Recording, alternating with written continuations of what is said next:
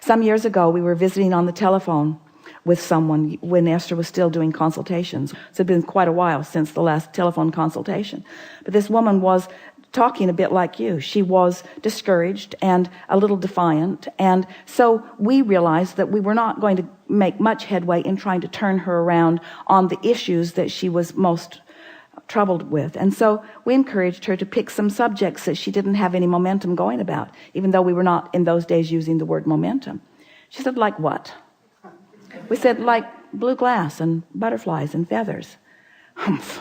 It was just annoying to her that we weren't giving her something concrete that she would use, and that we were talking about something as silly as that.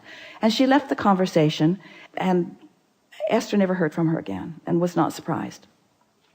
But now Esther and Jerry are moving into their day, and Jerry had not heard the conversation, and Esther had forgotten about it, because when it's happening, it's different for her than replaying it as you would replay it. And so they went about their day, and they got out of the car. They were in San Diego. They went to La Jolla. They got out of the car, and Esther felt a really strong impulse to go in a shop that Jerry had been in before and didn't want to go in. But Esther said, oh, come on, let's just go in here. Just come with me, just 5 minutes. And they went in and went to the very back of the shop, and there was a wall of blue glass. Now, blue glass was not appealing to Esther or Jerry. They didn't want any blue glass, but it was the most incredible display of blue glass from ceiling to floor in a very large room, all textures and consistency of glass, really remarkable. Esther didn't think anything about it, and Jerry didn't like it at all, and they left. And then they had lunch at George's, and after they finished having lunch, they walked down to the Cove, which is their favorite place on the planet to be, most beautiful place where the land meets the water. It's really a beautiful place. As they were walking across the lawn, a flurry of butterflies surrounded them and was so dense that they had to stop talking to not eat them.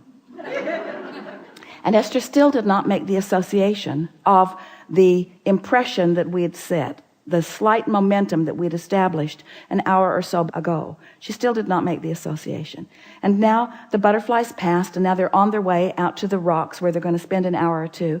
And a little Asian boy came running toward them as if he knew them. He was maybe 4 years old, coming right to them from way across the lawn. He had something in his hand that they couldn't see, and as he got right up, he held it up to Esther, and it was a pigeon's feather that he had found on the ground. And for some reason felt the inspiration, even though he had never met them, being the pure little messenger of the universe that he is, to bring it directly to Esther.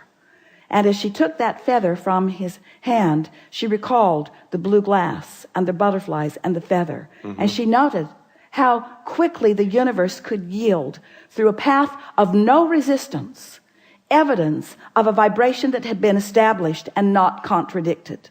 And that really is the key to the understanding here. You can establish hopes and desires and dreams and goals all day long. And if you shoot them in the foot as soon as you launch them with your expectation or your memory of how things have gone before, then you give birth to them and you increase the momentum of your vortex. So the momentum of your vortex gets going faster and faster and faster and higher and higher and higher and higher and higher. The only question is, where are you in relationship to that vortex version of you? So today we say to you, pick a disc and practice it, and pick a disc and practice it, and pick a disc and practice it. And before you know it, the contents of your vortex that you have put into motion over lifetimes will empty itself into your experience in full realization and actualization and manifestation, in evidence not of anything other than your vibrational alignment with who you really are. Mm-hmm. You see, that's it. That's all we've got. That's all we've got.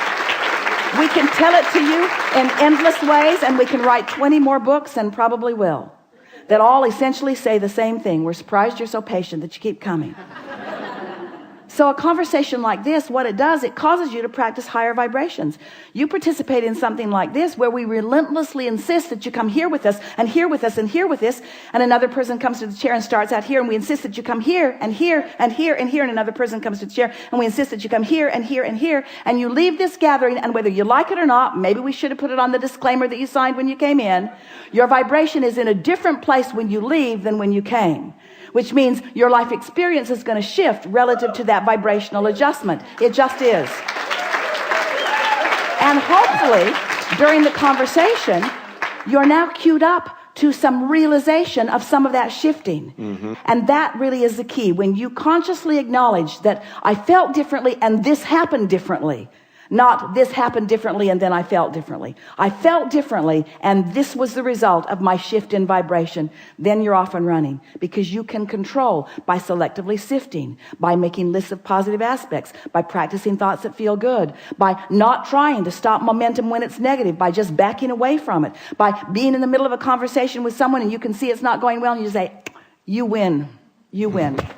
I accept that you are stronger on this subject than I am. I'm going to let you have the trophy for this conversation, and I'll see you later. You just back away. You just back away. You just back away. You stop throwing gasoline on every fire. You don't engage in arguments anymore. You don't try to convince anybody of where you stand. You don't try to explain to anybody what your perspective is. You have I don't give a rat's whatever it is about how you feel about how I feel about anything.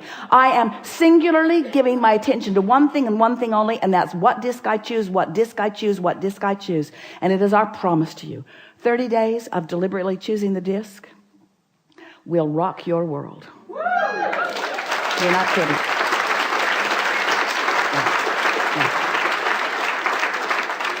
I found out about this workshop about a month ago, and I knew I was going to come, and I knew I was going to be here. Yeah, well, that's a really good place to start, isn't it?